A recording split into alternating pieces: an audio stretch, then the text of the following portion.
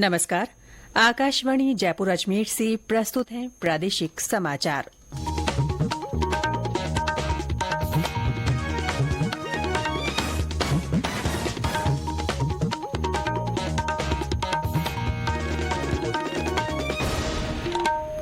मुख्य समाचार।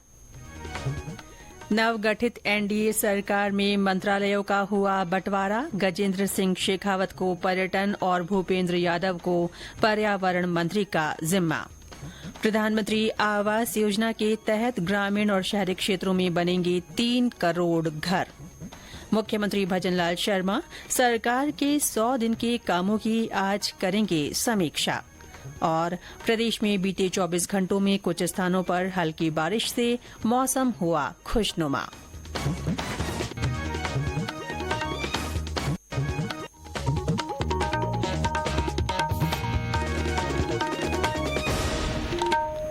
समाचारों के साथ मैं रितिका गुप्ता और अब समाचार विस्तार से। केंद्र में नवगठित एनडीए सरकार में मंत्रालयों का बंटवारा कर दिया गया है।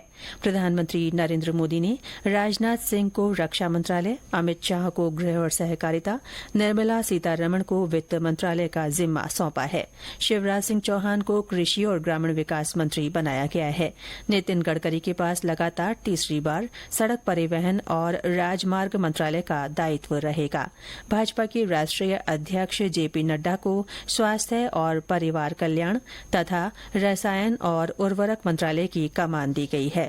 डॉक्टर मनसुख मांडविया को खेल और युवा मामले तथा अन्नपूर्णा देवी को महिला और बाल विकास मंत्री बनाया गया है। राष्ट्रपति भवन ने एक प्रेस विज्ञप्ति में कहा है कि डॉक्टर एस जयशंकर को फिर से विदेश मंत्रालय का प्रभार दिया गया है। प्रदेश के 4 सांसदों को मंत्री पद मिले हैं। जोधपुर सांसद गजेंद्र सिंह शेखावत को पर्यटन और संस्कृति मंत्रालय, अलवर से निर्वाचित सांसद भूपेंद्र यादव को वन और पर्यावरण जलवायु परिवर्तन मंत्रालय का जिम्मा मिला है। बीकानेर सांसद अर्जुन राम मेघवाल के पास कानून और संसदीय कार्य राज्य मंत्री का प्रभार रहेगा। वहीं अजमेर सांसद भागीरथ चौधरी को कृषि एवं किसान कल्याण राज्य मंत्री का कार्यभार दिया गया है। अश्विनी वैष्णव को रेल मंत्रालय के साथ साथ सूचना और प्रसारण मंत्रालय तथा आईटी मंत्रालय भी आवंटित किया गया है। अजमेर सांसद भागीरथ चौधरी ने मंत्री पद का जिम्मा मिलने के बाद कहा कि वे लोगों की उम्मीदों पर खरा उतरने की पूरी कोशिश करेंगे और प्रदेश के विकास को नई गति देंगे। मैं इस जीत का श्रेय हमारे भारतीय जनता पार्टी के सभी कार्यकर्ताओं को, आम जनता को मैं ये श्रेय देना चाहूंगा। जिले के लिए जो काम बाकी बच गए थे, आपको पता है 2019 से 24 में बहुत विषम परिस्थिति थी। डबल इंजन की सरकार बन गई, अब सारे काम पूरे होंगे, कोई काम बाकी नहीं बचेगा। प्रदेश से 4 मंत्री बनाए जाने पर लोगों में उत्साह का माहौल है। हमारे बीकानेर संवाददाता ने बताया कि भाजपा कार्यकर्ताओं ने इसके लिए प्रधानमंत्री का आभार जताया है। सांसद अर्जुन राम मेघवाल को केंद्रीय कानून और न्याय मंत्री व संसदीय कार्य राज्य मंत्री बनाए जाने पर बीकानेर भाजपा जिला पदाधिकारियों, कार्यकर्ताओं सहित आम जन में खासा उत्साह और खुशी का माहौल है। अर्जुन राम के बरकरार कद को देखते हुए न केवल औद्योगिक विकास को एक नई दिशा मिल सकेगी, बल्कि बीकानेर सहित राजस्थान के विकास को भी पर लग सकेंगे। कल आम आवाम ने अर्जुन राम मेघवाल के निवास पर भाजपा नेताओं के साथ मिठाइयां बांटकर खुशियां मनाई और अर्जुन राम मेघवाल पर फिर भरोसा जताने पर प्रधानमंत्री नरेंद्र मोदी का आभार भी जताया। मोहम्मद रफीक पठान, आकाशवाणी समाचार, बीकानेर। केंद्र सरकार आवास की जरूरतों को पूरा करने के लिए घरों के निर्माण के लिए 3 करोड़ अतिरिक्त ग्रामीण और शहरी परिवारों को सहायता देगी। कल नई दिल्ली में सरकार की पहली कैबिनेट बैठक में इस बारे में फैसला लिया गया। सरकार ने पात्र ग्रामीण और शहरी परिवारों को बुनियादी सुविधाओं वाले घरों के निर्माण के लिए 2015 से प्रधानमंत्री आवास योजना लागू की है। योजना के तहत पिछले 10 सालों में पात्र गरीब परिवारों के लिए कुल 4 करोड़ 21 लाख घर बनाए गए। इनमें शौचालय, एलपीजी, नल और बिजली कनेक्शन तथा अन्य बुनियादी सुविधाएं भी दी जाती हैं। प्रधानमंत्री नरेंद्र मोदी ने कहा है कि उन्होंने हमेशा प्रधानमंत्री कार्यालय को सेवा के केंद्र और जनता के पीएमओ के रूप में स्थापित करने का प्रयास किया है। तीसरी बार प्रधानमंत्री के रूप में कार्यभार संभालने के बाद पीएमओ के अधिकारियों और कर्मचारियों को संबोधित करते हुए श्री मोदी ने कहा कि पिछले 10 वर्षों में देश ने जो हासिल किया है उससे और अधिक हासिल करना है। देश को नई ऊंचाइयों पर ले जाना है।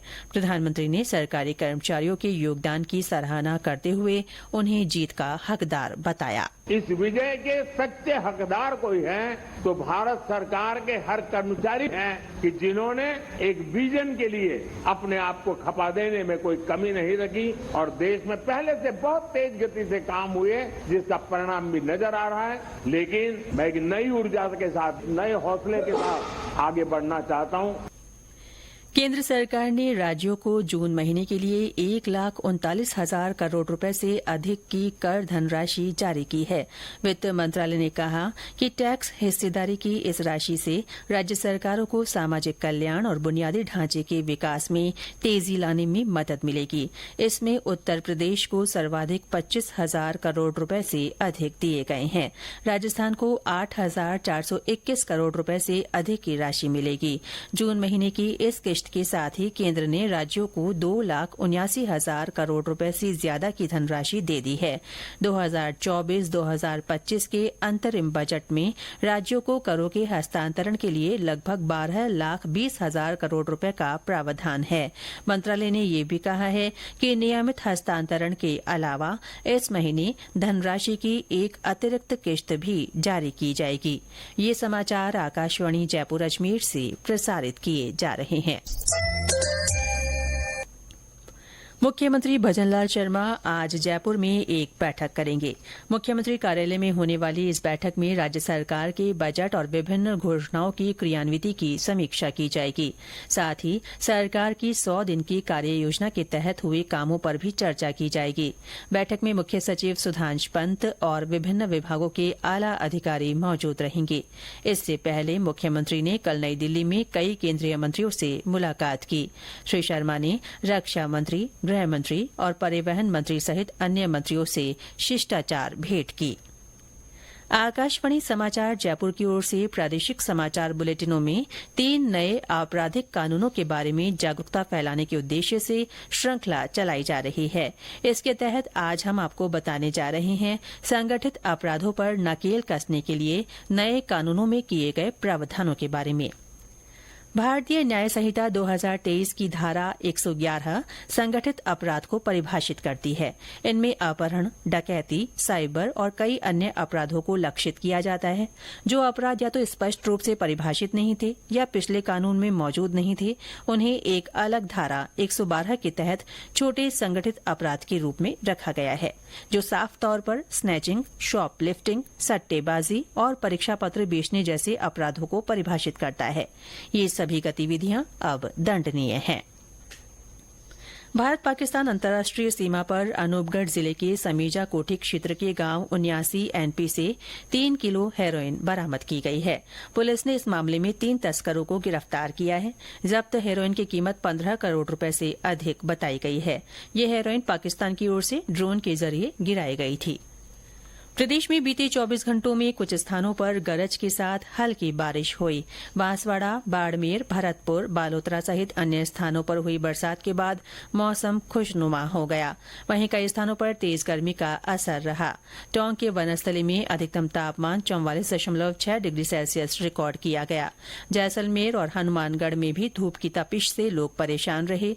करौली और भीलवाड़ा तथा राजधानी जयपुर में फिलहाल बादल छाए हुए हैं और ठंडी हवाओं का दौर जारी है। तापमान में आई गिरावट से लोगों को उमस से राहत मिल रही है। मौसम केंद्र जयपुर के अनुसार आज कोटा, उदयपुर, जोधपुर और बीकानेर संभाग में कहीं कहीं बारिश के आसार हैं। और अंत में मुख्य समाचार एक बार फिर। नवगठित एनडीए सरकार में मंत्रालयों का बंटवारा कर दिया गया है। गजेंद्र सिंह शेखावत को पर्यटन और भूपेंद्र यादव को पर्यावरण मंत्री का जिम्मा मिला है। प्रधानमंत्री आवास योजना के तहत ग्रामीण और शहरी क्षेत्रों में 3 करोड़ घर बनेंगे। मुख्यमंत्री भजनलाल शर्मा सरकार के 100 दिन के कामों की आज समीक्षा करेंगे और प्रदेश में बीते 24 घंटों में कुछ स्थानों पर हल्की बारिश से मौसम खुशनुमा हो गया है। इसके साथ ही प्रादेशिक समाचार बुलेटिन समाप्त हुआ। नमस्कार।